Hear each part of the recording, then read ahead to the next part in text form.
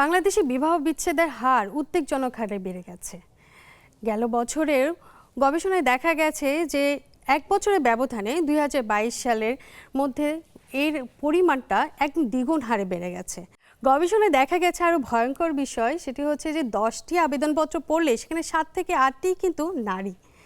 কেন এই সমস্যা হচ্ছে, কি ঘটনা ঘটছে আমাদের আসলে এই সমস্যাগুলো তৈরি হওয়ার পিছনে, আমাদের বিবাহ বিচ্ছেদগুলো এত কেন বেড়ে যাচ্ছে, সেই সমস্তটুকুই জানবো আজকের অনুষ্ঠানে, আজকের এই আয়োজনে। আমি ডাক্তার শারমিন জামান আছি আপনাদের সাথে এবং আপনারা দেখছেন নেক্সাস টেলিভিশনের স্বাস্থ্য বিষয়ক আয়োজন কেমন আছেন অনুষ্ঠানটি। এবং আজ আমাদের সাথে আছেন একজন বিশেষজ্ঞ অতিথি, যার সাথে আমরা কথা বলবো সম্পর্ক নিয়ে এবং সম্পর্কের এই খুব জটিলতম একটি বিষয়। আমাদের সাথে আছেন ডাক্তার হেলাল উদ্দিন আহমেদ, অধ্যাপক, ফরিদপুর মেডিকেল কলেজ ও হাসপাতাল। আপনাকে স্বাগত জানাচ্ছি আমাদের আজকের আয়োজনে। ধন্যবাদ আপনাকেও। আমরা আজকে কথা বলবো খুব গুরুত্বপূর্ণ এই বিষয়টি, যেখানে সম্পর্কে আসলে খুবই সেন্সিটিভ একটা জায়গা, যে সম্পর্কে বিচ্ছেদ হয়ে যাচ্ছে। এই বিচ্ছেদের জায়গাগুলোতে তো আমরা কথা বলবো, কিন্তু এটা জানার আগেও আপনার সম্পর্কে একটু জানতে চাই যে আপনি তো অধ্যাপক হিসেবে ফরিদপুর মেডিকেল কলেজে আছেন, তার সাথে চেম্বার করছেন গ্রিন লাইফ হসপিটালে। এছাড়া আর কোথায় কোথায় আছেন এবং আপনি স্কুল কলেজ সম্পর্কে একটু ছোট করে জানি। আমি ফরিদপুর মেডিকেল কলেজে কাজ করছি। আমি ওখানে চাইল্ড, অ্যাডোলেসেন্ট এবং ফ্যামিলি সাইকিয়াট্রি বিভাগে অধ্যাপক হিসেবে কাজ করছি। আমার স্কুল ছিল ঢাকায় গভর্নমেন্ট ল্যাবরেটরি হাই স্কুল, আমার কলেজ ছিল ঢাকা কলেজ, আর আমি MBBS শেষ করেছি চট্টগ্রাম মেডিকেল কলেজ থেকে। আমি ঢাকাতেই থাকি। ঢাকাতেই আছেন এবং গ্রিন লাইফে তো প্রতিদিনই তো রোগী দেখছেন, সাথে সপ্তাহে 3 দিন দেখছেন। চমৎকার, আমাদের দর্শকদের জন্য অনেক উপকার হবে ব্যাপারটা। আর দর্শক, আপনাদেরও জানাচ্ছি যে আপনারা কিন্তু সরাসরি যুক্ত থাকবেন আমাদের আজকের এই আয়োজনে এবং প্রশ্নও করতে পারেন আমাদের বিশেষজ্ঞ অতিথিকে। স্ক্রিনে যে নাম্বারটি দেওয়া আছে সেই নাম্বারে সরাসরি প্রশ্ন করে। আমরা শুরুতে বলছিলাম যে আসলে এখন খুব বেশি আশঙ্কাজনক হারে যে বেড়ে যাচ্ছে বিবাহ বিচ্ছেদের ব্যাপারটা, তার মধ্যে একটা গুরুত্বপূর্ণ বিষয় হলো নারীদের সংখ্যা অনেকটা বেড়ে যাচ্ছে, যারা নিজেরাই চাইছে। গবেষণায় তো বলছেই যে প্রায় 70 থেকে 75% নারীরাই নিজে থেকে চাচ্ছে যে তারা বিবাহ বিচ্ছেদ চাচ্ছে বা আবেদন করছে এই জায়গাটায় এসে। এটা কারণ আসলে কি বলে মনে হয় আপনার কাছে, যে আগে কি নারীরা বেশি সহনশীল ছিলেন, নাকি এখন নিজেদের আত্মমর্যাদা এবং নির্যাতনের জায়গা থেকে তারা কঠোর হয়ে দাঁড়ানোর চেষ্টা করছে, কি বিষয় মনে হয়? প্রথমত, বিচ্ছেদ কিন্তু কখনোই কাম্য নয়। আমরা চাই না কারো ভিতরে বিচ্ছেদ হোক, সেটা যে ধরনের সম্পর্কই হোক, স্বামী স্ত্রী হোক, ভাই বোন হোক, বন্ধু হোক, সন্তানের সাথে বাবা মা হোক। এবং আপনি যেই তথ্যপত্র দিলেন যে আমাদের দেশের স্বামী স্ত্রীর বিচ্ছেদের মধ্যে নারীরাই কিন্তু বেশিরভাগ বিচ্ছেদের আবেদনগুলো করছে। এটির দুটো দিক আছে। প্রথম দিকটি যেটি আপনি বললেন, আগেও হয়তো নারীদের ভেতরে এই ধরনের একটি অশান্তি ছিল, তাদের সংসার টিকিয়ে রাখতে যে বেশ খানিকটি স্ট্রাগল করতে হতো। কিন্তু এখন সেই জায়গাটিতে আমরা ধরে নিব, আমরা যদি ইতিবাচকভাবে বলি, তাদের ভেতরে একটা ক্ষমতায়ন ঘটেছে, তাদের ভেতরে সিদ্ধান্ত নেওয়ার সক্ষমতা তৈরি হয়েছে এবং তারা বুঝতে পেরেছেন যে শুধুমাত্র মুখ বুঝে সবকিছু সহ্য না করে সম্পর্ক থেকে বেরিয়েও আসা যায়। সুতরাং সম্পর্ক থেকে বেরিয়ে আসা মানে যে সব সময় খারাপ তা কিন্তু নয়। অবশ্যই বিচ্ছেদকে আমরা কখনো সমর্থন করি না বা বিচ্ছেদকে আমরা কখনো অ্যাপ্রাইজাল দিই না যে বিচ্ছেদ খুব ভালো জিনিস, তা নয়। কিন্তু সম্পর্ক থেকে বেরিয়ে তখনই আসতে হয় যখন সম্পর্কটা এই বেরিয়ে আসার চাইতেও অনেক বেশি স্ট্রেসফুল হয়ে ওঠে। সম্পর্কের ভেতরে থাকাটা যদি খুব বেশি প্রতিঘাতমূলক হয়, খুব বেশি নিজেকে একটা অভিঘাতের মধ্যে ফেলে দেয়, কষ্টের ভিতরে ফেলে দেয়, তখন প্রয়োজনে সেখান থেকে বের হয়ে এসে নিজের যে স্ট্রেস রিলিফের জায়গাটা, ভালো থাকার জায়গাটা, সেটাকে যে আমাদের নারীরা এখন চিন্তা করছেন, সেই জায়গাটিতে উপস্থিত হতে পেরেছেন, আমি মনে করি এটি একটি ইতিবাচক দিক। অবশ্যই ইতিবাচক দিক। তবে আগেকার সময়ে নারীদের মধ্যে ধৈর্য ক্ষমতাটা একটু মনে হয় বেশি ছিল। শুধু নারীদের বলবো না, সবার মধ্যে একটু ধৈর্য শক্তির ব্যাপারটা মনে হয় বেশিই ছিল। কিন্তু এখনকার সময় যদি চিন্তা করি, তরুণ প্রজন্মের মধ্যে তাদের মধ্যে ধৈর্যের জায়গাটা মনে হয় আগের থেকে কিছুটা কি পরিবর্তন এসেছে, যার জন্য এত অস্থিরতা তৈরি হচ্ছে? ধৈর্য বিষয়টা একটু আলাদা এবং আপেক্ষিক। আমরা যদি বলি যে মুখ বুঝে সবকিছু সহ্য করাটার নাম ধৈর্য, তাহলে সেটা ধৈর্যের সঠিকভাবে ধৈর্যকে সংজ্ঞায়িত করা হয় না। সেটা বলা হয় একজন দুর্বলের সবকিছু মেনে নেওয়া, লার্ন হেল্পলেসনেস। আমি সবকিছু মেনে নিচ্ছি কারণ আমি দুর্বল, সেটা ঠিক ধৈর্য নয়। ধৈর্য হচ্ছে একদমই যৌক্তিকভাবে উপযুক্ত সময়টিতে অপেক্ষা করা। সুতরাং কেউ যদি যৌক্তিক অপেক্ষা করেন, যৌক্তিকভাবে সময় দেন, রেশনালভাবে তার সঙ্গী বা সঙ্গিনীকে সুযোগ দিতে থাকেন, সেটার নাম হচ্ছে ধৈর্য। কিন্তু মুখ বুঝে সবকিছু সহ্য করাটা আসলে ধৈর্য নয়, সেটা হচ্ছে লার্ন হেল্পলেসনেস। আচ্ছা, একটু সোশ্যাল মিডিয়ার কথা বলি, কেননা এটা এখন এই জায়গাটা খুবই এতটাই স্ট্রং যে সবাই এই জায়গাটার মধ্যে কিন্তু অন্তর্ভুক্ত। যে কোনো কিছুতেই কিন্তু সবাই সোশ্যাল মিডিয়াকে একটু ডিপেন্ডেন্ট হয়ে যায়, নির্ভরযোগ্যের একটা জায়গা মনে করে। কিন্তু এর একটা বড় জায়গা হয়ে গেছে যে বন্ধুত্ব তৈরি করাটা খুব সহজ হচ্ছে। যে বন্ধুত্ব থেকে দেখা যাচ্ছে যে পরকীয়া নামক একটা ব্যাপারও চলে আসছে, যে তারা বিবাহ বহির্ভূত কিছু সম্পর্কে আকৃষ্ট হয়ে পড়ছে এবং প্রতি 10 জনে মনে হয় 8 জনই এই সম্পর্কগুলোতে থাকতে পারছে। আসলেও কি ব্যাপারটা কি তাই যে পরকীয়ার কারণে কি বিবাহ বিচ্ছেদের সংখ্যা কি এত বেশি বাড়ছে? এটি একটি কারণ, এটি একমাত্র বা একক কারণ সবসময় বলা যাবে না। আমরা যখন সম্পর্কের জায়গাটিকে সংজ্ঞায়িত করি, তার ভিতরে প্যাশন থাকতে হবে, তার ভিতরে ইন্টিমেসি থাকতে হবে এবং তার ভিতরে একটা কমিটমেন্ট থাকতে হবে। তিনটি শব্দ দিয়ে যদি আমরা সম্পর্ককে সংজ্ঞায়িত করি, যখনই প্যাশনের জায়গাটি দুর্বল হয়ে যায় অথবা ইন্টিমেসিটা আস্তে আস্তে মানে দূরত্ব বাড়তে থাকে ইন্টিমেসির ভেতরে, এবং যদি কমিটমেন্টের অভাব দেখা যায়, তখনই কিন্তু সম্পর্কের জায়গাটিকে আমাদের নড়বড়ে হয়ে যায়। এ বিষয়ে গটম্যান উনি কিন্তু একটা গবেষণা করেছিলেন। সেই গবেষণাটি 40 বছর ধরে করেছিলেন, 4 দশকের গবেষণা। এবং তার গবেষণায় তিনি কিন্তু দম্পতিদের উপরে গবেষণা করে বলতে পেরেছিলেন যে প্রায় 90% ক্ষেত্রে তিনি সঠিকভাবে বলতে পারতেন এই সম্পর্কটি টিকবে কি টিকবে না। এবং তার যে গবেষণার ফল, সেখানে কিন্তু 4টি প্রধান কারণ তিনি বলেছিলেন এই কেন এই বিচ্ছেদ হয়, কেন এই সম্পর্ক ভাঙে। একটিকে উনি বলেছিলেন যে সম্পর্কে যদি অবজ্ঞা থাকে, যদি ডিসরেসপেক্ট থাকে, যদি যথাযথ সম্মান না থাকে প্রত্যেকটি সম্পর্কের ভেতরে, এটি একটি। দ্বিতীয় আরেকটি তিনি বলেছিলেন, যদি সম্পর্কের ভেতরে কোনো ধরনের ক্রিটিসিজম থাকে, পারস্পরিক বা এক পক্ষ থেকে সবসময় একটা ক্রিটিসিজম, সবসময় তাকে একটা ক্রিটিসাইজ করা হচ্ছে, সবসময় কথা বলা হচ্ছে, সবসময় একটা বিষয় নিয়ে তাকে কিন্তু সমালোচনা করা হচ্ছে। আরেকটি তিনি বলেছিলেন ডিফেন্সিভনেস, মানে সবসময় আত্মরক্ষামূলক, সবকিছু আমার দিকে, আমি নিজেকে রক্ষা করব, যাই ঘটে যাক না কেন আমি ডিফেন্সিভ থাকবো। সেটিও কিন্তু সম্পর্কের একটি বড় দেয়াল এবং সম্পর্ক ভাঙতে এটি কিন্তু উৎসাহিত করে। এবং সব শেষে হচ্ছে এক ধরনের মানে স্টোন লাইক, মানে সব কিছুকে এড়িয়ে যাওয়া, নিষ্প্রিয় হয়ে যাওয়া, নির্লিপ্ত হয়ে যাওয়া, সম্পর্কের ভেতরে কোনো ওয়ার্মনেস নাই, একদম কুল হয়ে যাওয়া, আচ্ছা ঠিক আছে মেনে নেওয়া। এই যে আচ্ছা ঠিক আছে মেনে নেওয়ার জায়গাটি, এটিও কিন্তু সম্পর্কের ভাঙনের একটি অন্যতম প্রধান কারণ। সুতরাং আমরা যদি এভাবেই একদমই সায়েন্টিফিকভাবে ব্যাখ্যা করি, তাহলে এই যে মাইক্রো লেভেলের যে বিষয়গুলো আমাদের মধ্যে আসছে, যে সোশ্যাল মিডিয়া, পরকীয়া, আমরা বলবো এগুলো কিন্তু আসলে এই 4টি বিষয়েরই একটি ক্ষুদ্র রূপ। কোনো না কোনোভাবে ওই পরকীয়ায় যাওয়ার জায়গাটিতে, অথবা কোনোভাবে সোশ্যাল মিডিয়ায় বন্ধুত্ব তৈরিতে, অথবা তার অন্য কোনো কিছুতে। শুধুমাত্র যে পরকীয়া তা নয়, আমরা কিন্তু দেখতে পাচ্ছি আমাদের ক্লিনিক্যাল গবেষণায় যে কোনো ধরনের পরকীয়া সম্পর্কে নাই, শুধুমাত্র সোশ্যাল মিডিয়া অ্যাডিকশন অথবা ইন্টারনেট অ্যাডিকশন, সারাদিন ইন্টারনেট অ্যাডিকশন থাকছেন কোনো একজন, সেটিও কিন্তু বিচ্ছেদের একটা অন্যতম কারণ। অর্থাৎ তাদের ভেতরে একটা দূরত্ব তৈরি হয়েছে, যেটি ইন্টিমেট সম্পর্ক, সেটি কিন্তু আস্তে আস্তে অনেক দূর বেড়ে গেছে। সেখানে কোনো পরকীয়া নাই, সেখানে কোনো নতুন বন্ধুত্ব নাই, শুধুমাত্র একটি যন্ত্রের সাথে বন্ধুত্ব করার কারণেও কিন্তু বিচ্ছেদগুলো ঘটছে। যন্ত্রের সাথে বন্ধুত্ব, কোনো মানুষের সাথে নয়, মানুষের সাথে না। আমরা যে বলবো যে শুধু পরকীয়া মানে একজন আরেকজন মানুষের সাথে সম্পর্কের কারণ হচ্ছে, তা না। এটার সাথে কি আরেকটা জিনিস রিলেটেড করা যায়, যেহেতু সবাই খুব ব্যস্ত, গেজেটের উপরে ব্যস্ত, নিজেদের জীবনযাপন নিয়ে ব্যস্ত, নিজেদের কাজ নিয়ে ব্যস্ত, স্বামী স্ত্রীর মধ্যে যে কোয়ালিটি টাইমটা দেওয়া প্রয়োজন, সেই টাইমটার অভাব পড়ছে। আমরা আসলে কোয়ালিটি টাইমের যে সংজ্ঞাটা আমরা দেই, সেই সংজ্ঞাটার জায়গায় আমাদের একটু কনফিউশন কাজ করে। আমরা মনে করি যেন একসাথে হাজবেন্ড ওয়াইফ, স্বামী স্ত্রী মিলে যদি একটু বিশ্বকাপের ফুটবল ম্যাচটা দেখি, এটা বোধহয় একটা কোয়ালিটি টাইম। আমরা যদি একসাথে বাইরে কোনো রেস্টুরেন্টে খেতে যাই, এটাকেও আমরা অনেক সময় মনে করি কোয়ালিটি টাইম। আসলে এগুলো কিন্তু কোয়ালিটি টাইম নয়। আমরা যখন রেস্টুরেন্টে খেতে যাই, তখন আমার হয়তো মনোযোগটা থাকে খাবারের দিকে। আমরা যখন খেলাটি দেখি, তখন আমার মনোযোগ থাকে মেসির পায়ের বলটির দিকে। তার মানে আমরা কিন্তু আসলে সেই সময় কোয়ালিটি টাইমটি পালন করছি না। কোয়ালিটি টাইম হচ্ছে ইন্টারঅ্যাকশন, অর্থাৎ একে অপরের প্রতি রেসিপ্রোকাল হতে হবে, একদমই রেসিপ্রোকাল। একজনের আবেগ আরেকজন বুঝতে পারবে কিনা, একজনের আবেগ আরেকজন ধারণ করতে পারবে কিনা। সুতরাং পারস্পরিক যে আবেগের বহিঃপ্রকাশ এবং রেসিপ্রোসিটি, এটাই হচ্ছে কোয়ালিটি টাইম। সুতরাং ব্যস্ত কিন্তু শুধু বাংলাদেশের মানুষ নয়, সারা পৃথিবীর মানুষই ব্যস্ত। এবং ব্যস্ততম সময়ের ভেতরেও যদি আমরা গুণগত সময়টি এবং সঠিক গুণগত সময়টি দিতে পারি, সেটাই হচ্ছে খুব গুরুত্বপূর্ণ। আমরা আসলে সঠিক গুণগত সময়টি বেশিরভাগ সময়ই দেই না। আমরা মনে করি রেস্টুরেন্টে খেতে যাওয়া, একসাথে বিশ্বকাপ ফুটবল দেখা, এটাই বোধহয় কোয়ালিটি টাইম। আসলে সেটা নয়। কোয়ালিটি টাইম অর্থ হচ্ছে একজন আরেকজনের অনুভূতিকে, তার ইমোশনকে ভ্যালিডেট করা। ইমোশনাল ভ্যালিডেশন, এটি হচ্ছে কোয়ালিটি টাইমের মূল সূত্র।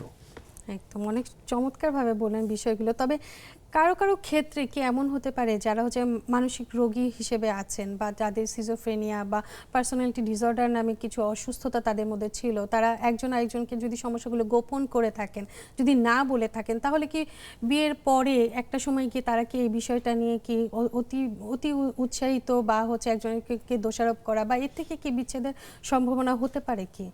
হ্যাঁ, সেটা তো হতেই পারে। আমরা তো বলছিলাম যাদের ভেতরে কোনো মানসিক সমস্যা নেই তাদের নিয়ে কথা, কিন্তু যদি এই দুইজন স্বামী স্ত্রী কারো ভেতরে কোনো ধরনের মানসিক সমস্যা থাকে, বিশেষ করে যদি পার্সোনালিটি ডিসঅর্ডার থাকে বা গুরুতর মানসিক রোগ, সিজোফ্রেনিয়া, মুড ডিসঅর্ডার থাকে, সেটিকে কিন্তু আসলে আড়াল করা যায় না, সেটিকে ঢেকে রাখা যায় না।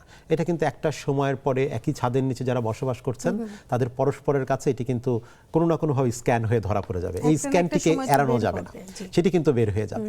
যখনই এটি বের হয়ে যাবে তখন আমরা বলবো যদি তাদের ভেতরে সম্পর্কের জায়গাটিতে কমিটমেন্ট থাকে, যদি দায়বদ্ধতা থাকে, তাহলে তাদেরকে এই বিষয়টা একসেপ্ট করে নিয়েই সম্পর্ককে এগোতে হবে।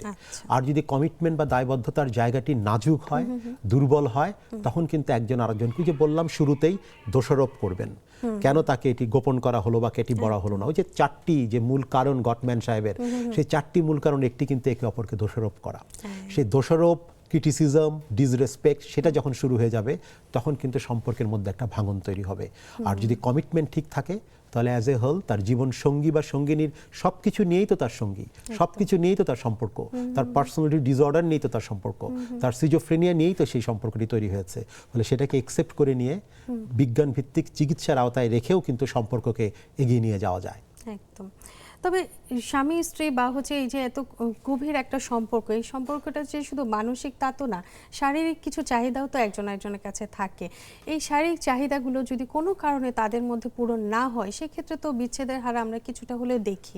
তো এই যে যৌন সমস্যাটা যদি কারোর মধ্যে হয়, তখন আপনারা কি এটা নিয়ে আলোচনা করেন বা এটাকে কাউন্সেলিং করার কি প্রসেস আছে? অবশ্যই যে কোনো সমস্যার কিন্তু একটি চিকিৎসা আছে, প্রত্যেকটি সমস্যারই চিকিৎসা আছে। এবং এই যে স্বামী স্ত্রীর ভেতরে শারীরিক সম্পর্কের ক্ষেত্রে কারো যদি দুর্বলতা তৈরি হয়, কারো যদি অনিচ্ছা তৈরি হয়, অথবা কারো ভেতরে অন্য কোনো জটিলতাও যদি তৈরি হয়, তার কিন্তু চিকিৎসা আছে। কিন্তু চিকিৎসার আগে যেটি প্রয়োজন সেটি হচ্ছে এটিকে ভেন্টিলেট করা, এটিকে বলা, এটিকে একে অপরের মধ্যে তো বলতেই হবে, পাশাপাশি চিকিৎসকের কাছে বলতে হবে।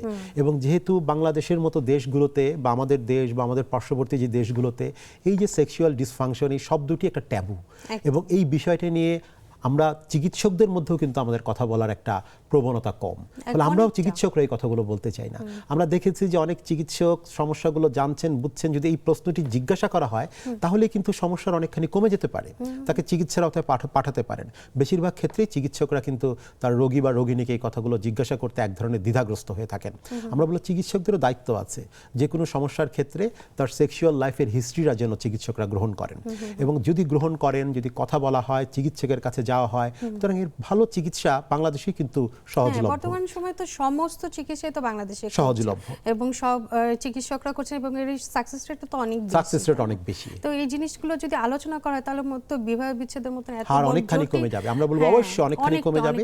এবং অনেক ক্ষেত্রে ধরেন বিবাহ বিচ্ছেদ হয়তো হলো না, কিন্তু এই শারীরিক সম্পর্কের এই জায়গাটির কারণে তাদের কোয়ালিটি অফ লাইফ সেটি কিন্তু অনেকখানি হ্যাম্পার হয়। তাদের জীবনযাত্রার গুণগত মানগুলো কমতে থাকে। তারা একই ছাদের নিচে আছেন, তাদের ভেতরে প্রতিনিয়ত থেকেও না থাকার মতো একটা অবস্থা হচ্ছে। সেই জায়গাটিও কিন্তু ঠিক করা যায় যদি তারা চিকিৎসার আওতায় আসেন। ফলে আমরা বলবো তারা যেন চিকিৎসাটি গ্রহণ করেন। আগে আলোচনা করা দরকার, তারপর জানা দরকার চিকিৎসকের শরণাপন্ন। আরেকটি বিষয় যদি এখানে বলি, যে এই সমস্যাগুলোর ক্ষেত্রে, সেক্সুয়াল ডিসফাংশনের ক্ষেত্রে যুগ যুগ ধরে কিন্তু বাংলাদেশে অপচিকিৎসার একটি প্রয়োগ রয়েছে। নানান ধরনের অপচিকিৎসা, কবিরাজি, জড়ি বুটি, হ্যাঁ, সেই চিকিৎসায় যেন আমাদের দেশের মানুষেরা না চলে যায়। অবশ্যই যেন বিজ্ঞান ভিত্তিক চিকিৎসাটি গ্রহণ করে, যেই চিকিৎসা জানতে হবে চিকিৎসাটা করতে হবে এবং কার কাছে করতে হবে, এটাও খুব গুরুত্বপূর্ণ বিষয়। আমরা আরো কিছু জানবো, কিন্তু একটা ছোট বিরতি থেকে এসে।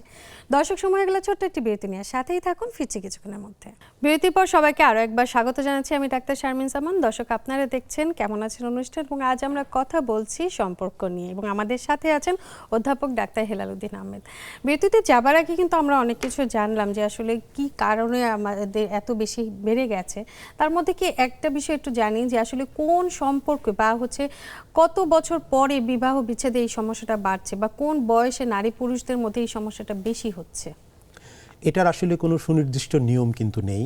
এটি কিন্তু দেখা যায় বেশিরভাগ ক্ষেত্রেই একটা বড় অংশ, যেটি হচ্ছে 25 থেকে 30 বছর বয়সের মধ্যে, অর্থাৎ বিয়ের প্রথম 10 বছরের মধ্যে একটা বড় অংশের মধ্যে বিচ্ছেদ ঘটে।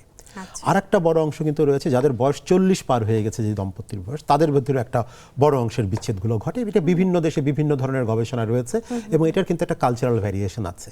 আমাদের প্রাচ্যে যেই ধরনের আমরা তথ্যপাত্র পাই, পাশ্চাত্যে কিন্তু তথ্যপাত্রের বিষয়টি সম্পূর্ণ আলাদা রকম হতে পারে। সুতরাং আমরা কিন্তু একদম হলফ করে বলতে পারবো না ঠিক কোন বয়সে বা কোন সময় তবে হতে পারে। ধারণা করে নেওয়া যায় বা গবেষণায় যেটা আসছে যে আসলে 40 এর পরেও কিন্তু অনেকের বেড়ে যাচ্ছে বিষয়টা। এটা তো এমন হতে পারে, আমরা তো অনেকগুলো কারণ দেখলাম, তার মধ্যে তো যোগাযোগের একটা অভাব, যে এটা একজনের সাথে মানে দেখা হচ্ছে কম, কথা তো কম হচ্ছে, তার মধ্যে এই যোগাযোগে যদি একটা ঘাটতি পড়ে যায়, বা কেউ যদি বিদেশে থাকেন, যে স্বামী যদি বিদেশে থাকেন বা স্ত্রী যদি অনেক দূরে থাকেন, সেক্ষেত্রেও কি এই বিচ্ছেদের হারটা অনেক বেড়ে যাচ্ছে না? একটা হচ্ছে যে এই যে দূরে থাকছেন, সত্যিকার অর্থে ফিজিক্যাল যোগাযোগটি হয়তো তাদের ভিতরে কম হচ্ছে, কিন্তু সেই জায়গাটা যদি ইমোশনাল অ্যাটাচমেন্টটা খুব ভালো থাকে, ইমোশনাল যোগাযোগ যদি ঠিক থাকে, সেটি কিন্তু সম্পর্ককে টিকিয়ে রাখতে একটি খুব গুরুত্বপূর্ণ ভূমিকা পালন করে। আমরা এটিকে বলে থাকি একটা ধরনের রিলেশনশিপ ব্যাংক অ্যাকাউন্ট। মানে ব্যাংক অ্যাকাউন্ট মানে একটা ভালো অ্যাপ্রিসিয়েশন, একটা ভালো কথা, একটা ভালো তাকে অনুভূতিগুলোকে প্রকাশ করা, তার অনুভূতিকে ভ্যালিডেট করা সঙ্গী বা সঙ্গিনীর, যখন সেটি কিন্তু এক ধরনের ডিপোজিট, ব্যাংকে কিছু টাকা জমা হলো। আবার যদি একটি খারাপ আচরণ তার সাথে করা হলো বা তাকে মনে আঘাত দিয়ে কথা বলা হলো, তখন কিন্তু তার ব্যাংক থেকে কিছু টাকা তুলে নেওয়া হলো। তা দিন শেষে, বছর শেষে যখন আপনি ফিসক্যাল ইয়ার হিসাব করবেন, একটি অর্থ বছরে আপনি কত টাকা তুললেন আর কত টাকা জমা দিলেন, তার উপরে নির্ভর করে আপনার ব্যাংক অ্যাকাউন্টে কত টাকা জমা থাকলো। তাহলে যে রিলেশনশিপ ব্যাংকিং, এটা খুব গুরুত্বপূর্ণ। এবং এই ব্যাংকিংয়ের ক্ষেত্রে কিন্তু আবার একটি অন্য থিওরি কাজ করে। আপনি একটি ভালো আচরণ করলেন, হয়তো ব্যাংকে যেই টাকাটি জমা হলো সেটির জন্য আবার একটি খারাপ আচরণ করলেন, তার বিপরীতে কিন্তু আপনাকে 5টি ভালো আচরণ করতে হবে। তার মানে খারাপ আচরণের মানে ইন্টারেস্ট বা সুদ কিন্তু অনেক বেশি। তার মানে খারাপ আচরণ করা, নেগেটিভ কোনো একটা নোশন দেওয়ার সঙ্গী বা সঙ্গিনীকে, তার বিপরীতে আপনাকে কমপক্ষে 5টি ভালো আচরণ করতে হবে, নাহলে ব্যালেন্স কিন্তু কমতে থাকবে। সেই জায়গাটিতে আমরা বলি যে হ্যাঁ, ফিজিক্যাল দূরত্ব দূরে থাকতে পারে, কিন্তু তাদের যদি ইমোশনাল অ্যাটাচমেন্ট এবং বন্ডিংটা ভালো থাকে, এবং সেই জায়গাটিতে তাদের ব্যাংক অ্যাকাউন্টটি, এই যে ইমোশনাল ব্যাংক অ্যাকাউন্টটি যদি খুব শক্তিশালী হয়, তাহলে কিন্তু সম্পর্কের জায়গাটি নড়বড়ে হবে না। রাগের একটা বিষয় আছে, যে অনেকের মধ্যে কিন্তু রাগ অনেক বেশি থাকে। যেমন দম্পতিদের মধ্যে দেখা যায় একজন অনেক বেশি রাগী হয়, একজন অনেক বেশি একটু ঠান্ডা হয়ে থাকেন, বা একজন একটু ব্যালেন্স করার চেষ্টা করেন, বা অনেক সময় দেখা যায় দুজনেই প্রচণ্ড রাগী থাকেন। সেই ক্ষেত্রে আসলে কি করবে? প্রথম কথা হচ্ছে, রাগ কোনো রোগ নয়। রাগকে আমাদের রোগ হিসেবে দেখা যাবে না। রাগ হচ্ছে আমাদের একটি খুবই এসেনশিয়াল একটি ইমোশন, অর্থাৎ আমাদের খুব দরকারি একটি আবেগ যে রয়েছে আমাদের, তার ভিতরে রাগ একটি। তাহলে মানুষের ভিতরে রাগ থাকতে হবে, এটা একটা হিউম্যান ভার্চু বলি অথবা হিউম্যান ইমোশন বলি। রাগ আমাদের প্রয়োজন আছে, কিন্তু সে রাগের মুহূর্তটি যদি কখনো হয়ে যায় ইররেশনাল, অযৌক্তিক রাগ, অথবা রাগের ম্যাগনিচিউড যদি হয়ে যায় এত বেশি যেটি রাগের কারণের সাথে সামঞ্জস্যপূর্ণ নয়, তখন সেই রাগকে আমাদের নিয়ন্ত্রণ করা প্রয়োজন। এবং সেই রাগটিকে নিয়ন্ত্রণ করতে হলে যেই ব্যক্তি রাগ করছেন বা যার রাগের বহিঃপ্রকাশ হচ্ছে, পাশাপাশি তার চারপাশে যারা রয়েছেন, বিশেষ করে তার সঙ্গী বা সঙ্গিনী, তাদেরও কিন্তু কিছুটা ভূমিকা আছে। রাগের সময় কি করতে হবে, কি করতে হবে না, রাগের সময় কোনো সিদ্ধান্ত না নেওয়া, রাগের সময় তার রাগ বেড়ে যেতে পারে এই ধরনের কোনো প্রতি উত্তর না দেয়া, রাগের সময় প্রয়োজনে স্থানটিকে ত্যাগ করা, রাগের সময় নিজের বডি পজিশনটিকে পরিবর্তন করা, দাঁড়িয়ে থাকলে বসে যাবেন, বসে থাকলে শুয়ে পড়বেন, বিছানায় শুয়ে থাকলে মাটিতে শুয়ে পড়বেন। তাহলে এই বিষয়গুলো যখন আমরা করব, তখন কিন্তু আমাদের বডির পজিশন নিচের দিকে যাবার সাথে সাথে আমাদের রাগের পজিশনও কিন্তু নিচের দিকে যাবে। এছাড়া রাগ নিয়ন্ত্রণের বেশ কিছু কৌশল রয়েছে, সেগুলো যদি আমরা পালন করতে পারি। আরেকটি জিনিস হচ্ছে যে ঘুম, এটি কিন্তু আমাদের অনেক সময় রাগের একটি অন্যতম কারণ। ঘুম হচ্ছে, ঘুমের সময়টা যদি আমাদের এলোমেলো হয়ে যায়, যদি আমাদের এক ধরনের রোগ বলি আমরা সার্কাডিয়ান রিদম স্লিপ ডিসঅর্ডার, অর্থাৎ রাতে জেগে আছে, দিনের বেলা ঘুমাচ্ছে, অর্থাৎ অধিক রাত জাগা এবং দিনে ঘুমানো, সেটি কিন্তু মানুষের রাগ নিয়ন্ত্রণের ক্ষেত্রে একটা সমস্যা তৈরি করে। সুতরাং ঘুমের সাথেও কিন্তু রাগের একটি সম্পর্ক আছে। কখনো কখনো কিছু মানসিক রোগের সাথে রাগের সম্পর্ক আছে। দেখতে হবে তার ভিতরে অ্যাজিটেটেড ডিপ্রেশন আছে কিনা, পার্সোনালিটি ডিসঅর্ডার আছে কিনা, তার ভিতরে মুড ডিসঅর্ডার আছে কিনা, অবসেসিভ কম্পালসিভ ডিসঅর্ডারে মানুষের রাগ বেড়ে যেতে পারে। সুতরাং এই যদি এগুলো কিছু থেকে থাকে, ব্যাকগ্রাউন্ড কোনো রোগ, তার চিকিৎসাও করতে হবে। আচ্ছা, যখন একজন সঙ্গিনী বুঝতে পারবেন যে তার অপোজিটে যিনি আছেন তার পার্টনার তাকে অপ্রাসঙ্গিক কিছু রাগ দেখাচ্ছেন বা অপ্রাসঙ্গিক কিছু বিষয় তার সামনে তুলে ধরেছেন এবং রাগের পরিমাণটা অনেক বেশি তীব্র, তার সহযোগী হিসেবে সে কি করতে পারে? এটা হচ্ছে অনেকগুলো কারণ এটি হয়। প্রথমত আমি বলে নিই যে যখন সম্পর্কের ভেতরে একটা ফাটল তৈরি হয় বা ভাঙন তৈরি হয়, তখন নিউট্রাল বিহেভিয়ারগুলোকে আমাদেরকে নেগেটিভ মনে হয়, যেটি হয়তো নেগেটিভ বিহেভিয়ার নয়, নিউট্রাল বিহেভিয়ার। হয়তো একটি সাধারণ প্রশ্ন জিজ্ঞাসা করেছেন, সাধারণ কথা জিজ্ঞাসা করেছেন বা কোনো একটা কুশলাদি জানতে চেয়েছেন, সেই জায়গাটিতে দেখা যাবে যে তার ভেতরে এক ধরনের রাগ তৈরি হচ্ছে বা তার ভেতরে এক ধরনের সন্দেহ তৈরি হচ্ছে বা মনের ভেতরে একটা খারাপ লাগাবোধ তৈরি হচ্ছে। কথাটার ভেতরে কিন্তু কোনো নেগেটিভ কিছু ছিল না, তখনও রাগ হতে পারে।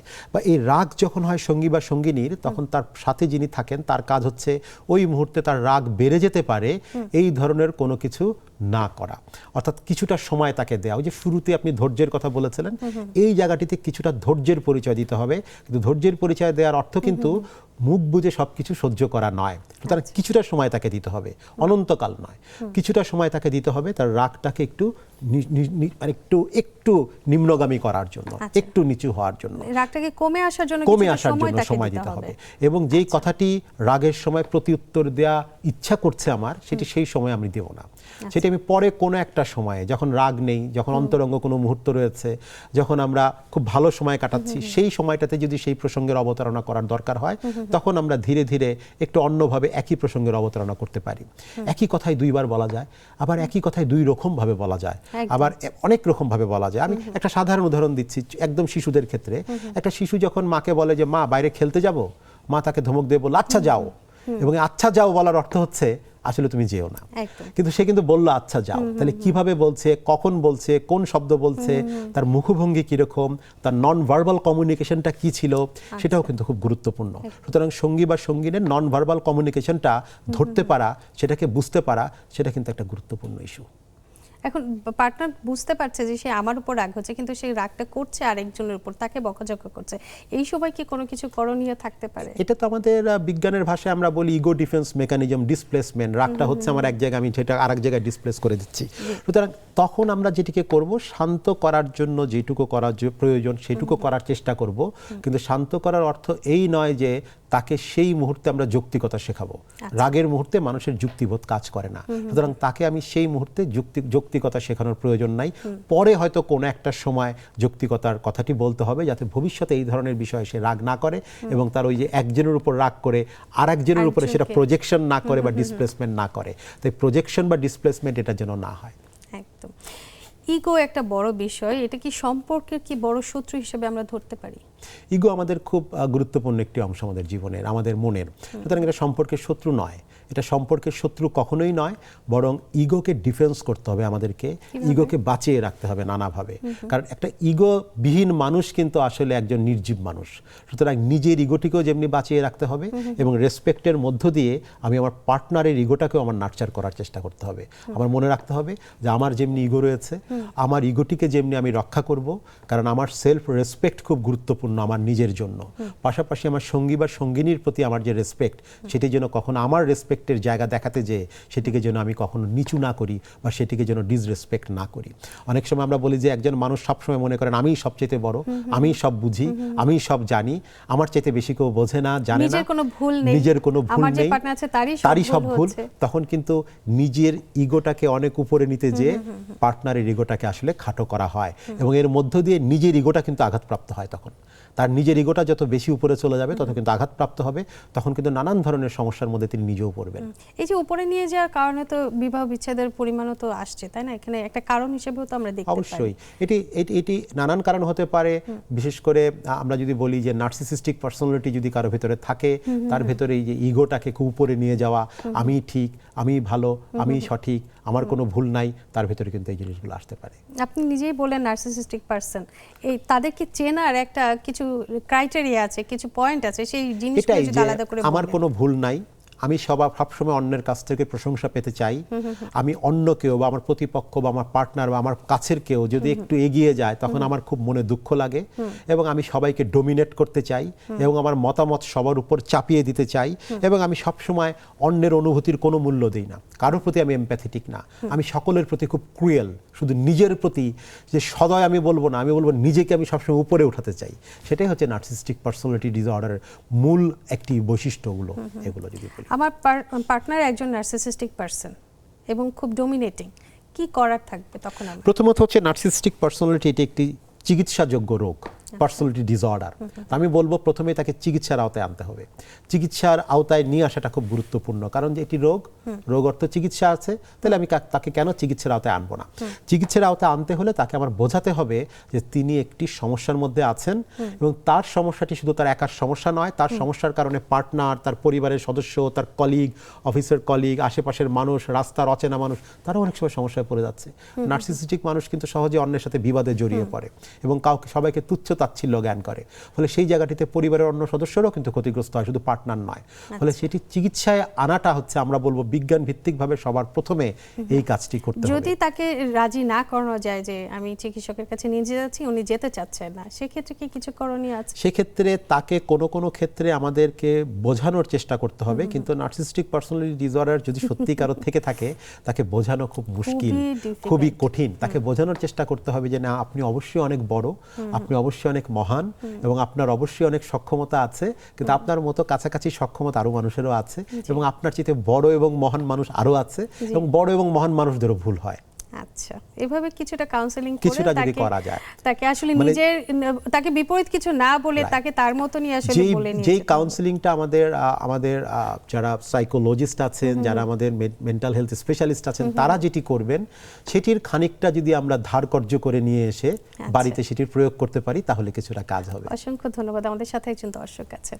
দর্শক, নাম বলে প্রশ্নটি করুন। দর্শক, হ্যালো, আসসালামু আলাইকুম। ওয়ালাইকুম আসসালাম। দর্শক, নামটি বলুন। নাম সুমাইয়া জান্নাতি। জি জান্নাতি, আপনার প্রশ্নটি করতে পারেন। ওনার তো মানে সমস্যা হচ্ছে মানে উত্তেজিত হয়ে যায় বেশি। আচ্ছা, কার? মেয়ের বয়স 14 বছর। আচ্ছা, মানে উত্তেজিত হয়ে যায়, মানে কোনো কথা বললে সাথে সাথে এটা মানে মানানসই করতে পারে না, তার রাগ হয়ে যায় অতিরিক্ত বেশি, মানে ছোটরে ছোট ভাববে নাকি বড়রে বড় ভাববে, এরকম তার মেন্টালিটি থাকে না। আচ্ছা আচ্ছা, ওনার 14 বছরের মেয়ে রাগ হয়ে যায় বেশি। কোনো প্রশ্ন করবেন? না, ঠিক আছে, আমরা আচ্ছা, এটা নিয়ে একটু আমরা দর্শক আমাদের সাধারণ সাথেই আলোচনা থাকুন, করতে একটা পারি। ছোট বিরতিতে যাব। বিরতি থেকে এসে দর্শক আপনার এই প্রশ্নের উত্তরটি দিব। সাথেই থাকুন, ফিরছি কিছুক্ষণের মধ্যে। বিরতির পর সবাইকে আরো একবার স্বাগত জানাচ্ছি, আমি ডাক্তার শারমিন জামান। দর্শক, আপনারা দেখছেন কেমন আছেন অনুষ্ঠানটি, এবং আজকে আমরা কথা বলছি সম্পর্ক নিয়ে। আমাদের সাথে আছেন অধ্যাপক ডাক্তার হেলাল উদ্দিন আহমেদ। আমরা বিরতিতে যাবার আগে একজন দর্শকের প্রশ্ন নিয়েছিলাম, তার 14 বছরের মেয়ে, সে খুব অল্পতে উত্তেজিত হয়ে পড়ে, সে কি করতে পারে? আমরা এটিকে বলি তার বয়স যদি 14 হয় এবং সেই সময় উত্তেজিত হয়ে ওঠে, তাহলে বারবার যদি উত্তেজিত হয়ে যায় বেশি বেশি, তাহলে দেখতে হবে মা বাবার সাথে তার অ্যাটাচমেন্টটা কতটুকু ছিল। একদম শৈশব থেকে, সন্তান জন্মের 0 দিন থেকে কিন্তু অ্যাটাচমেন্টটা তৈরি হয়। এই অ্যাটাচমেন্ট যদি খুব কম হয় তাহলেও কিন্তু ম্যাল অ্যাটাচমেন্ট, আবার যদি খুব বেশি হয়, ওভার সিকিউরড হয়, তাহলে সেটিও ম্যাল অ্যাটাচমেন্ট, অর্থাৎ সেখানেও কিন্তু তার সমস্যা হতে পারে। মা বাবার সাথে সন্তানের যে সম্পর্কের জায়গাটিতে, সেখানে সেই গুণগত সম্পর্কের জায়গাটিতে কথাটি আসে, গুণগত সম্পর্ক আসে, গুণগত সময়ের কথা আসে। ফলে গুণগত সময়ের যদি অভাব থাকে এবং যদি প্যারেন্টিং স্টাইলটি যদি কোনো কারণে খুব অথরিটেরিয়ান হয় অথবা খুব একদমই মানে আমরা বলি যে পারমিসিভ হয়, সব কিছুকে অনুমোদন দিয়ে দিচ্ছে সন্তানের, তখনও কিন্তু তার ভেতরে বারবার উত্তেজনা হওয়া বা মা বাবার কথা না শোনা, রেগে যাওয়া, আনরুলিনেস, অবাধ্য হওয়া, সেগুলো থাকতে পারে। পাশাপাশি একটি রোগও হতে পারে, সেটাকে আমরা বলি অপোজিশনাল ডেফিয়েন্ট ডিসঅর্ডার বা কন্ডাক্ট ডিসঅর্ডার। এই অপোজিশনাল ডেফিয়েন্ট ডিসঅর্ডার কিংবা কন্ডাক্ট ডিসঅর্ডারের মতো কিছু রোগ যদি শৈশবে কারো হয়, তাহলেও কিন্তু তার এই সমস্যাগুলো হতে পারে। তো উত্তরের উপায় হচ্ছে সন্তানের সাথে গুণগত সময় দিতে হবে তাকে কোনো টার্গেট ঠিক করে দেওয়া যাবে না, তাকে কারো সাথে কোনো কম্পেয়ার বা তুলনা করা যাবে না, অমুকে তোমার চেয়ে ভালো ছাত্রী তুমি কেন নাও, এবং তাকে যেটা করতে হবে তাকে গুণগত সময়টি দিতে হবে। আরেকটি হচ্ছে তাকে একটু এম্পাওয়ার করতে হবে, পরিবারের কিছু কিছু সিদ্ধান্ত নেওয়ার ক্ষেত্রে তার মতামত গ্রহণ করতে হবে এবং তার ব্যক্তিগত সিদ্ধান্ত নেওয়ার ক্ষেত্রেও তাকে কিছু সুযোগ দিতে হবে। সকালে ঘুম থেকে উঠে সে ফার্মের ডিমের অমলেট খাবে না দেশি ডিমের অমলেট খাবে, সেই সিদ্ধান্ত তার নিতে হবে। সেই স্কুলে কি টি শার্ট পরে আজকে পিকনিকে যাবে নাকি সে ফুল স্লিভ শার্ট পরে পিকনিকে যাবে, সেই সিদ্ধান্তটা তাকে নেওয়ার সুযোগ করে দিতে হবে। তাহলে তার ভেতরে উত্তেজনা করার প্রবণতাটা খানিকটা কম কমে হবে। আসবে তখন। এইভাবে আমরা যদি নার্চার করি আমাদের টিনেজ বয়সে যে শিশুরা আছে আমাদের সাথে, তাদেরকে কিন্তু তাদের নিয়ন্ত্রণ শৈশব করা থেকেই করতে কিন্তু হবে, একদম টিনেজে এসে আমি এরকম করব তা নয়, না, একদম একদম ছোটবেলা থেকেই শুরুটা করতে হবে। তাহলে তাকে পরবর্তীতে আসলে ব্যালেন্স করা সহজ হবে। অনেক ধন্যবাদ আপনাকে। আসলে আমরা তো সোশ্যাল মিডিয়ার সাথে ওতপ্রোতভাবে জড়িত, তো এই সোশ্যাল মিডিয়ার কারণে কিন্তু আমাদের সম্পর্কগুলো অনেক সমস্যা হয়। সেই কিছু কিছু প্রশ্ন নিয়ে আপনাকে একটু জানতে চাইবো আপনার কাছে, এগুলো একটু সংক্ষেপে যদি উত্তর দেন খুব ভালো হয়। প্রথম প্রশ্ন হচ্ছে, ফেসবুক, ইনস্টাগ্রাম বা মেসেঞ্জার কি সত্যিই সম্পর্ক ভাঙছে? না, আসলে ফেসবুক, ইনস্টাগ্রাম বা মেসেঞ্জার সম্পর্ক ভাঙছে না, এটার মিস ইউজ সম্পর্ক ভাঙছে। এটাকে যদি আমরা অপব্যবহার করি তাহলে সম্পর্ক ভাঙছে। এই বিদ্যুৎ আমাদের জন্য খুব দরকারি। এখন বিদ্যুতের তার স্পর্শ করলে কিন্তু আমি বিদ্যুতায়িত হবো, শক খাবো। তাহলে বিদ্যুৎ ছাড়া লাইট চলবে না, ফ্যান চলবে না, এসি চলবে না। তাহলে বিদ্যুৎ আমাদেরকে কেউ হত্যা করছে না, ক্ষতি করছে না। কিন্তু আমি যদি বিদ্যুতের অপব্যবহার করি, তারটিকে স্পর্শ করি, তাহলে কিন্তু আমি ক্ষতিগ্রস্ত হব।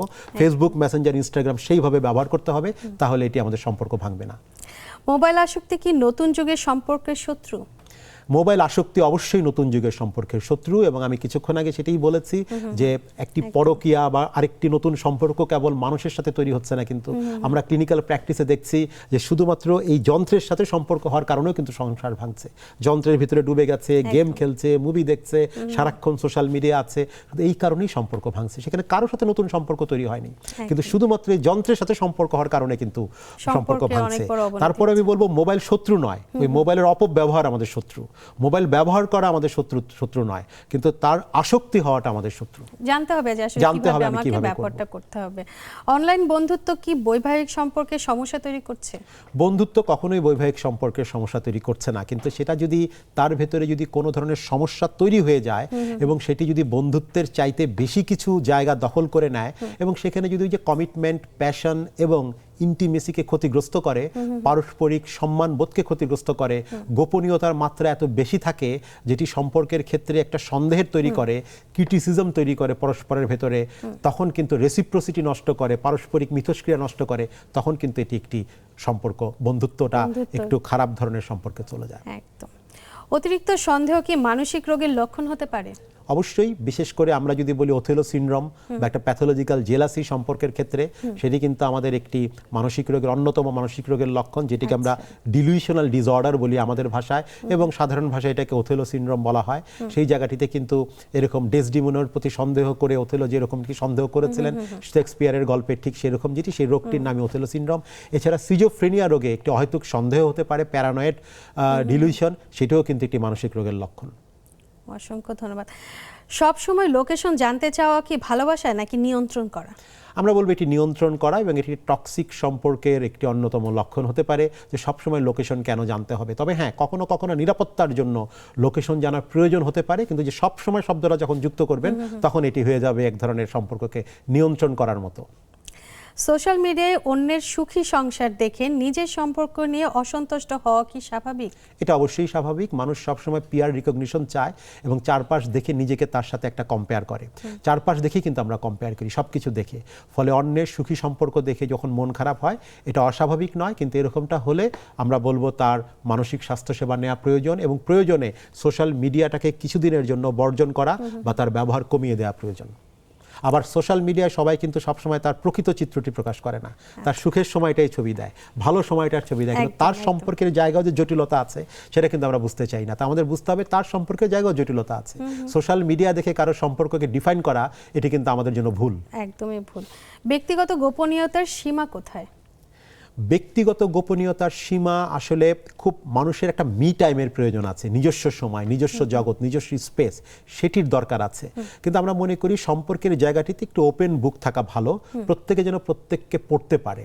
পড়তে পারার অর্থ এই নয় যে আমি অডিও বুকের মতো সবকিছু পড়ে তাকে শুনিয়ে দেব, কিন্তু আমি যাতে খোলা বইয়ের মতো থাকি, সেই জায়গাটি থাকতে হবে। সেটি কিন্তু আমরা বলবো ব্যক্তিগত গোপনীয়তা ঠিক নয়, কিন্তু সেটি আমরা আমরা অন্যের কাছে নিজেকে প্রকাশ করার সদিচ্ছা এবং সুযোগটা থাকতে হবে।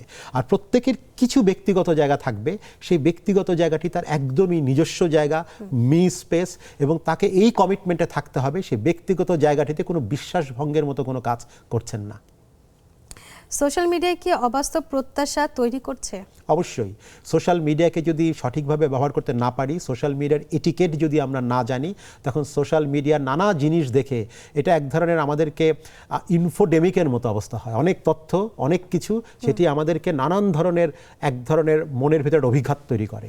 এই অভিঘাত আমাদেরকে কিন্তু মানসিক যন্ত্রণায় ফেলে দেয়। ফলে সোশ্যাল মিডিয়াটিকে যদি আমরা খুব ভালো মতো এক ধরনের আমরা বলবো র্যাশনাল ইউজ করতে পারি, তাহলে কিন্তু এটি ক্ষতির কারণ নয়। যখন ইররেশনাল ইউজ করব এবং সোশ্যাল মিডিয়া আমাকে নিয়ন্ত্রণ করবে, তখন সেটি ক্ষতির কারণ। পাসওয়ার্ড শেয়ার করা কি উচিত? এটা কখনো কখনো পাসওয়ার্ড শেয়ার করা উচিত, আবার কখনো কখনো আমরা বলবো পাসওয়ার্ড শেয়ার করলেই যে সে পাসওয়ার্ডে যে আরেকজনের কোনো একটা ইনস্টাগ্রাম বা ফেসবুক আমার সঙ্গী বা সঙ্গিনীর কাছে যেতে হবে তা কিন্তু নয়। কখনো কখনো নিরাপত্তার কারণে আমরা পাসওয়ার্ডটিকে এক জায়গায় রাখতে পারি, যে প্রয়োজন হলে আমরা যেন একজন আরেকজনের সাহায্যে আসতে পারি। সেই বিবেচনাবোধ থেকে, সেই দায়িত্ববোধের জায়গা থেকে যদি পাসওয়ার্ডটি আরেকজনকে জানানো হয়, সেটি কোনো ক্ষতির কারণ নয়। কিন্তু কারো প্রতি মানে মানে আমরা বলবো যে সার্ভেলেন্স করার জন্য যদি আমি পাসওয়ার্ডটি জেনে থাকি, তাহলে সেটি অবশ্যই বিশ্বাসভঙ্গের শামিল এবং সেটি কিন্তু ক্ষতিকর। উচ্চশিক্ষিত দম্পতিদের মধ্যে কি কি মানসিক চাপ বেশি থাকে? উচ্চশিক্ষিত দম্পতিদের নয়, সকল দম্পতিদের মধ্যে নানান ধরনের মানসিক চাপ থাকতে পারে। তবে উচ্চশিক্ষিত দম্পতিদের মধ্যে অনেক সময় যেটা হয় যে ডিসরেসপেক্ট, একজন আরেকজনের প্রতি যে রেসপেক্টের জায়গাটি, সেটিকে যদি আমরা খুব সঠিকভাবে পালন করতে না পারি এবং শৈশব থেকে যদি আমরা অপরের প্রতি সম্মান প্রদর্শনের জায়গাটি না শিখি, তাহলে আমার উচ্চশিক্ষা ওই তথাকথিত কমা কোটেশনের ভিতরে রাখা উচ্চশিক্ষা আমার কোনো কাজে আসে না। সেটি আমাদের সার্টিফিকেট ধর্মী উচ্চশিক্ষা। কিন্তু পরিবারে একজন শিশু যখন দেখে তার বাবা তার মাকে দারুণ অপমান করে কথা বলছে, তখন সেই শিশুটি বড় হয়ে অনেক উচ্চশিক্ষিত হলো, কিন্তু সে কিন্তু তার পরিবারে তার সঙ্গী বা সঙ্গিনীকে সম্মান করার জায়গাটা শিখলো না। সুতরাং এই শিক্ষা আসলে সার্টিফিকেট ধর্মী কাগজের শিক্ষা, প্রকৃত উচ্চশিক্ষিত আমরা তাকে বলতে পারি না। আসলে দীর্ঘ কর্মঘণ্টা যারা অনেক সময় ধরে কাজ করেন, তারা কি বেশি ঝুঁকিতে আছেন?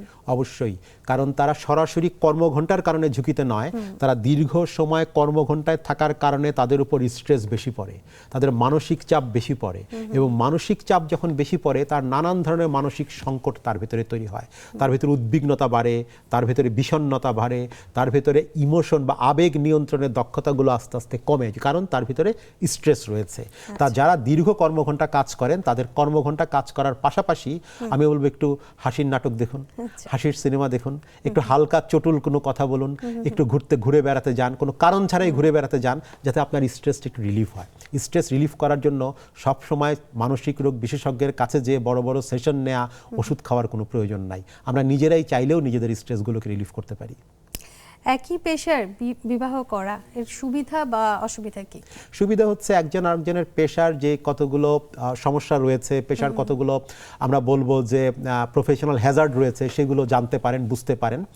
আর অসুবিধা আসলে তেমন কিছু না। অসুবিধা আমরা বলবো যদি দুটো পেশাই খুব বেশি ব্যস্ত পেশা হয়ে যায়, তখন সন্তানদেরকে সময় দেওয়ার ক্ষেত্রে আমাদেরকে অনেক বেশি র্যাশনাল হতে হবে এবং অনেক বেশি চিন্তা ভাবনা করে সন্তানদেরকে সময়টা দিতে হবে, পরিবারকে সময় দিতে হবে এবং একে অপরকে সময় দিতে হবে। ব্যস্ত মানুষেরা যখন নিজেদেরকে সময় দেন, বেশিরভাগ সময় আমরা দেখি যে পেশাগত জায়গার ভেতরেই সময়টা হয়তো দিতে হয়, তা নয়, পেশাগত জায়গা থেকে এক পা বাইরে এসে একে অপরকে গুণগত সময় দেওয়ার চেষ্টা করতে হবে। অসংখ্য ধন্যবাদ। আমাদের সময় হয়ে গেছে ছোট একটা বিরতি নিয়ে। বিরতি থেকে এসে আমরা আরো কিছু বিষয় জানবো। দর্শক সাথেই থাকুন, ফিরছি কিছুক্ষণের মধ্যে ছোট্ট একটা বিরতি নিয়ে এসে।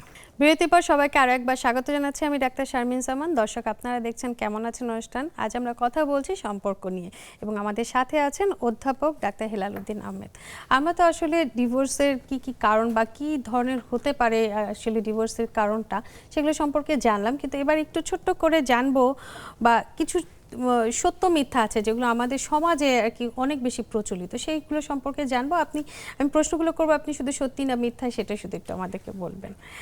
প্রথম প্রশ্ন হচ্ছে, বর্তমান সময়ে মানুষ আগের তুলনায় বেশি স্বার্থপর হয়ে গেছে, তাই ডিভোর্স বাড়ছে, ট্রুথ না মিথ? এটা মিথ। ভালোবাসার বিয়ে ডিভোর্সের ঝুঁকি বেশি, এটাও মিথ।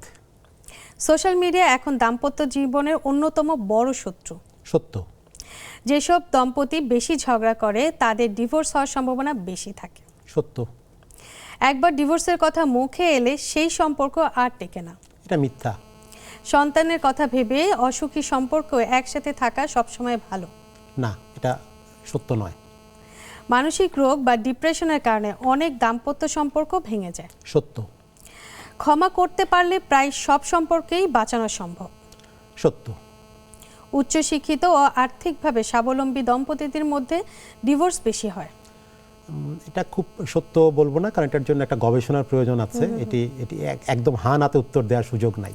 আচ্ছা, ডিভোর্স সবসময় ব্যর্থ প্রমাণ নয়, কিন্তু ক্ষেত্রে এটা মানসিক সুস্থতা ও নিরাপত্তার জন্য সঠিক সিদ্ধান্ত হতে পারে। অনেক সময় আমরা বলি যে বিচ্ছেদ কখনো কখনো কার্যকরী। অনেক নারী কর্মক্ষেত্রে ঢোকায় সংসার ভাঙছে। এটা সত্য কোনো কোনো ক্ষেত্রে, আমাদের দেশের প্রেক্ষাপটে আমরা বলবো। অসংখ্য ধন্যবাদ। খুব চমৎকার কিছু প্রশ্ন, আমার ধারণা আমার দর্শকরা অনেক বেশি উপকৃত হবেন। আমরা অনেক সময় বুঝতে পারি যে আমাদের সম্পর্কগুলো ভঙ্গুর হয়ে পড়ছে, না, যে এই সম্পর্কগুলো থেকে দেখা যাচ্ছে আস্তে আস্তে দুজনেই বুঝতে পারেন, দুজনে বোঝার একটা জায়গা তৈরি হয়। সেই লক্ষণগুলো যদি আলাদা আলাদা করে যদি আপনি বলেন তাহলে কি কি আসবে? মানে সম্পর্কের ভাঙনের জায়গায় আমরা যাচ্ছি। তারপরে যেটা বললাম যে সব শেষের দিকে শুরু করি, যখন একটা স্টোন ওয়াল তৈরি হয়ে যাবে, একটা পাথরের দেয়াল তৈরি হয়ে যাবে, যে দেয়ালটি অতিক্রম করে একজন আরেকজনের কাছে কোনোভাবে আসতে পারছে না, তখন কিন্তু একদম শেষ মুহূর্তটা চলে আসে যে সম্পর্কের বিচ্ছেদটি হয়তো এখন চলে আসবে। তার আগের যে জায়গাগুলো থাকে সেটি হচ্ছে একে অপরের ইমোশনকে কখনোই মূল্য দিচ্ছে না, একজনের কাছে আরেকজনের ইমোশনের কোনো মূল্য নাই, এবং সেই জায়গাটিতে বরং ইমোশনের মূল্য না দিয়ে সেখানে কিছু হাস্য রসের চর্চা করা, একজন আরেকজনকে ডিসরেসপেক্ট করা, এবং সব সময় যে আমরা যেটা বললাম নিউট্রাল ইমোশনকেও নেগেটিভ ইমোশন হিসেবে দেখা, একটা ভালো কথা বা সাধারণ কথা, একদমই কোনো প্রশংসাসূচক বাক্য নয়, সাধারণ কথাকেও সবসময় নেগেটিভভাবে নেয়া, সেটির এবং তির্যক উত্তর দেয়া, সেগুলো কিন্তু আসলে এক ধরনের লক্ষণ হিসেবে বিবেচিত হয়। এবং যখন রেশিওটা কম থাকে, আমি বললাম না, একটি ইতিবাচক আচরণ, একটি নেতিবাচক আচরণের বিপরীতে 5টি ইতিবাচক আচরণ করতে হবে। একটি খারাপ আচরণ হয়ে গেলে, একটি নেতিবাচক ইমোশন হয়ে গেলে তার বিপরীতে 5টি ইতিবাচক এবং ভালো আচরণ করতে হবে। এটিকে 1:5 থিওরি বলেছিলেন গটম্যান। যখন এই রেশিওটা কমতে থাকে, যখন দেখা যায় সমান সমান ভালো আচরণও একটি, খারাপ আচরণও একটি, ভালো ইমোশনও একটি, খারাপ আচরণও একটি, ভালো আচরণ খারাপ আচরণের রেশিও যখন 1:5 এর জায়গায় 1:1, 1:2 হয়ে আসে, অথবা আরও মাইনাসের দিকে চলে যায়, তখনই কিন্তু আমরা ধরে নিব যে সম্পর্কের জায়গায় একটা ফাটল ধরেছে। একদম। ধরেন ডিভোর্সের সব কিছু রেডি হয়ে গেছে, ডিভোর্স হয়ে যাবে, তারপরও দুজনই দম্পতিদের মধ্যে দুজনেই চাচ্ছেন যে না, আমাদের সম্পর্কটা টিকিয়ে রাখা দরকার। কি 5টি কাজ করবেন যেটা করলে তারা সম্পর্কটাকে টেকানোর কোনো সম্ভাবনা থাকতে পারে? আমরা বলি যে ক্ষেত্রে আমাদের যেটি করতে হবে সেই প্রধান কারণ হচ্ছে হারমোনি অফ দি ইমোশন। ইমোশনের ভিতরে একটা হারমোনাইজ করতে হবে এবং সিনক্রোনাইজ করতে হবে। ইমোশন দুইজনের প্রত্যেকের একটা ইমোশনটাকে নিজেদের ভিতরে হারমোনাইজ করতে হবে। কারো ইমোশন হয়তো একটু বেশি, কারোটা কম, কারোটা একরকম আর তার রকম, দুজনের একটা মিল, একটা সুর তাল লয়, এই সুর তাল লয়টাকে মিলাইতে হবে। এটা হচ্ছে 1 নাম্বার। দ্বিতীয়টা আমরা বলি অ্যাটেনশন এক্সচেঞ্জ করতে হবে, মনোযোগ একে অপরের প্রতি অ্যাটেনশন এক্সচেঞ্জ করার চেষ্টা করতে হবে। কিভাবে একজন পার্টনার আরেকজন পার্টনারের প্রতি তার অ্যাটেনশনটিকে বিনিময় করছেন সেটি খুব গুরুত্বপূর্ণ। 3 নম্বর হচ্ছে ন্যারেটিভ অ্যালাইনমেন্ট। শব্দটাকে বলি একটু কঠিন, কিন্তু আমরা বলি যে আমরা কে, আমরা কেন, আমরা কোথায়, আমরা কার জন্য, আমরা কিসের জন্য। নিজের অস্তিত্বকে প্রশ্ন করতে হবে, নিজেকে প্রশ্ন করতে হবে। একে অপরের প্রশ্নের উত্তরের মধ্য দিয়ে প্রত্যেকের যে ন্যারেটিভ সেটিকে অ্যালাইন করতে হবে, কাছাকাছি আনতে হবে, সেটি খুব গুরুত্বপূর্ণ। আর সবশেষে আরেকটি গুরুত্বপূর্ণ আমরা বলছি ইনভেস্টমেন্ট ব্যালেন্স। সম্পর্কের জায়গায় ইনভেস্টমেন্ট করতে হয়। সেই ইনভেস্টমেন্ট আর্থিক ইনভেস্টমেন্ট না, টাকার ইনভেস্টমেন্ট না, সেটি কিন্তু পরস্পরের প্রতি শ্রদ্ধা, ভালোবাসা, আবেগ, ইমোশন, অনুভূতির ইনভেস্টমেন্ট। যত বেশি অনুভূতি, আবেগের ইনভেস্টমেন্ট বেশি করা হবে, তত কিন্তু সম্পর্কটি আবার টিকে যাওয়ার একটি সুযোগ আছে। সুতরাং এই যে আমরা 4টি জিনিস বললাম, এই ইনভেস্টমেন্টগুলো, এই পিলারগুলো কিন্তু আমাদেরকে আসলে একটি প্রায় ভেঙে যাওয়া, বিচ্ছেদ হয়ে যাওয়া সম্পর্ককে আবার টিকিয়ে রাখতে পারে। আবার এই জিনিসগুলো সবগুলো দেখা গেল যে দুজনেই সমানভাবে চেষ্টা করছেন, পরিবারকে যুক্ত করেছেন এবং তাদের বন্ধুদেরও, যারা তাদের সাথে কাজ করতে পারেন, যারা তাদেরকে বুঝতে পারেন, এমন সবাইকেই নিয়েই কাজ করলেন। এরপরে চিকিৎসকের কি কোনো জায়গা আছে যেখানে তারা কাউন্সেলিং নিলে বা তার সাথে ডিসকাস করলে হয়তো বা এখান থেকে এত বড় সিদ্ধান্ত থেকে বেরিয়ে আসা সম্ভব হতে পারে? অবশ্যই হতে পারে। এর জন্য কাপল থেরাপি অথবা ম্যারাইটাল থেরাপি বলে একটা বিশেষ ধরনের থেরাপির ব্যবস্থা আছে, যেখানে সম্পর্কের জায়গাটিতে দুজনই একসাথে, কখনো একজন আলাদা, কখনো আরেকজন আলাদা, এবং দুজন একসাথে বসে এই যে থেরাপিটা ভূমিকা নিয়ে থাকেন, যেই পিলারগুলোর উপর ভিত্তি করে সম্পর্কটি প্রতিষ্ঠিত হয় সেই পিলারগুলোকে মজবুত করার জন্য তারা কিন্তু সাইকোলজিস্ট, সাইকিয়াট্রিস্ট তাদের সাহায্য নিতে পারেন। যদি আন্ডারলাইন কোনো ভেতরে থাকা কোনো মানসিক রোগ থাকে সেটার চিকিৎসা করতে হবে। যদি রোগ না থাকে, শুধু একে অপরকে বোঝার জায়গাটি, ধারণার জায়গাটিতে কোনো অসামঞ্জস্যতা থাকে, অস্বাভাবিকতা থাকে, তখন কাপল থেরাপি বা ম্যারিটাল থেরাপির মধ্য দিয়ে তারা কিন্তু সম্পর্ককে টিকিয়ে রাখতে পারেন। সম্ভব সেটা কোন ক্ষেত্রে গিয়ে ডিভোর্সই সবচেয়ে স্বাস্থ্যকর একটা সিদ্ধান্ত হতে পারে দুজনের জন্য? বলবো যে আমরা যে সম্পর্কটি যদি খুব বেশি স্ট্রেসফুল হয়ে ওঠে, কারো জন্য এমন একটি অবস্থায় চলে গেল যেটি আর সহ্য করার মতো নয়, তখন কিন্তু নিজেকে কষ্ট দিয়ে, নিজের আত্মাকে কষ্ট দিয়ে, মনকে কষ্ট দিয়ে, তার ইমোশনকে কষ্ট দিয়ে এই সম্পর্কতে টিকিয়ে না রেখে সেখান থেকে বের হয়ে যাওয়া ভালো। এটা হচ্ছে এক নম্বর। দ্বিতীয়ত হচ্ছে এই যে একটা টক্সিক সম্পর্ক বা একটি টানাপোড়েনমূলক সম্পর্ক, এই সম্পর্কটি তাদের পরিবারের অন্য সদস্য, বিশেষ করে শিশুদের জন্য ক্ষতিকারক হচ্ছে কিনা। আমরা বলবো বিচ্ছেদ শিশুর জন্য খুব পজিটিভ কিছু না, আবার এই ধরনের একটি টানাপোড়েনযুক্ত সংসারও শিশুর জন্য পজিটিভ কিছু না। আমাদেরকে একটু হিসাব করে দেখতে হবে, মিলিয়ে দেখতে হবে কোন জায়গাটিতে শিশুর জন্য কম ক্ষতিকর। যেটি কম ক্ষতিকর আমরা সেটিকে গ্রহণ করব। যদি মনে হয় বিচ্ছেদ শিশুর জন্য কম ক্ষতিকর, তাহলে বিচ্ছেদে যেতে হবে। যদি মনে হয় না বিচ্ছেদে গেলে শিশুর অনেক বেশি ক্ষতি হতে পারে, হয়তো তার ফিনান্সিয়াল একটা নির্ভরশীলতা আছে, সেটি সব নষ্ট হয়ে যাবে পুরোপুরি, তখন বিচ্ছেদের চাইতে কম ক্ষতিকর হয়তো এই কষ্টের সম্পর্কটাকে টিকিয়ে রাখা, তখন সেটির দিকে আমাদেরকে মনোযোগ দিতে হবে। এখন আমাদের দেখতে হবে কোনটি আমাদের জন্য, শিশুর জন্য, সন্তানের জন্য বেশি ক্ষতিকর। যেটি বেশি ক্ষতিকর সেখান থেকে আমরা বের হয়ে আসবো। বলছেন যে যেখানে বেশি ক্ষতিকর তখন বের হয়ে আসবে, কিন্তু সেই সব ক্ষেত্রে যদি দুজনেই বের হয়ে আসেন, সেই ক্ষেত্রে আমার যে শিশুটি আছেন তাকে আসলে কিভাবে তার মানসিক দিকটাকে আসলে কাউন্সেলিং করা যায়, বা কি কি দিক খেয়াল রাখলে সে সুস্থভাবে বেড়ে উঠতে পারবে? আমরা বলবো single parent can be a very good parent. Single প্যারেন্টরাও কিন্তু খুব ভালো প্যারেন্ট হতে পারে। আমাদের একটা সামাজিক ধারণা আছে, একটা মিথ আছে, ভুল ধারণা আছে যে সিঙ্গেল প্যারেন্টের সন্তান মানেই বোধহয় তার বোধহয় কোনো সমস্যা হচ্ছে। সেটি কিন্তু নয়। আপনি চিন্তা করে দেখেন বিচ্ছেদ কার সাথে কার হচ্ছে? স্বামীর সাথে স্ত্রীর হচ্ছে, স্ত্রীর সাথে স্বামীর হচ্ছে, কিন্তু সন্তানের সাথে মায়ের কোনো বিচ্ছেদ কিন্তু হয় নাই, বাবার সাথে সন্তানের কোনো বিচ্ছেদ কিন্তু হয় নাই।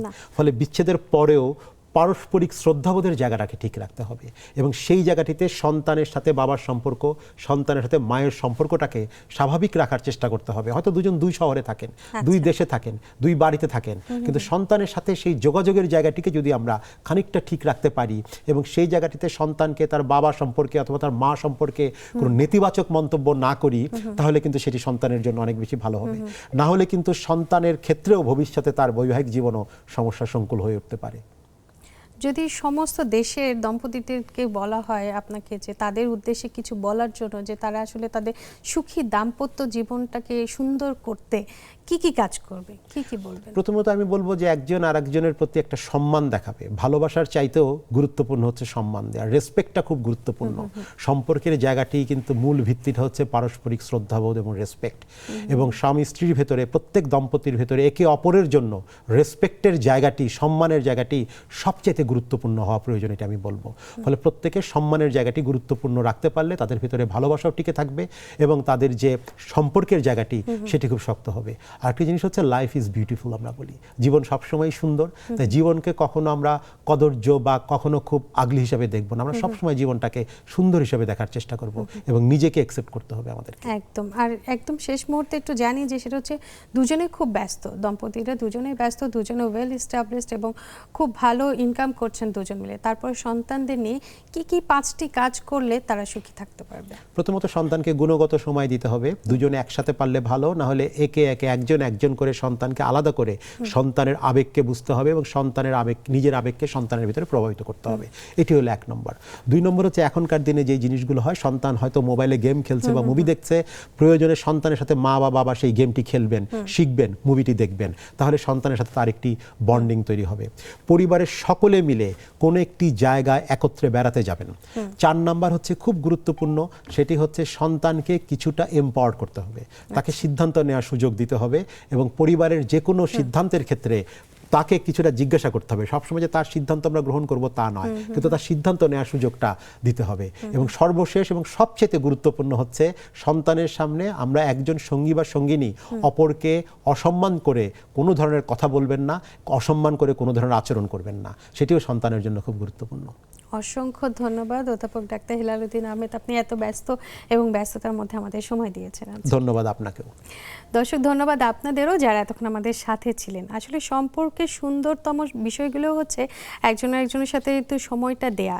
আপনি যদি কোয়ালিটি সময় না দেন এবং বন্ধুত্বপূর্ণ আচরণ না করেন তাহলে কিন্তু যে কোনো সম্পর্কই কিন্তু একটু হলেও কিন্তু ক্ষয় ধারণ করবে। কেন বাবা মায়ের খোঁজ যদি আমরা না নিই, বাবা মাও আস্তে আস্তে কিন্তু দূরে সরে যেতে পারেন বা সন্তানরাও দূরে সরে যেতে পারে যদি সন্তানদের আমরা ঠিকভাবে না মানুষ করতে পারি, না দেখে শুনে রাখতে পারি। সবাই নিজেদের সম্পর্কগুলোকে যত্ন নেওয়ার চেষ্টা করুন। সময় শুধুমাত্র আমরা ক্যারিয়ারে না দিয়ে নিজেদের সম্পর্কগুলোকে সুন্দর করার চেষ্টা করি। সবাই সুস্থ থাকুন, ভালো থাকবেন। দেখা হবে অন্য কোনো পর্বে। আজ বিদায়।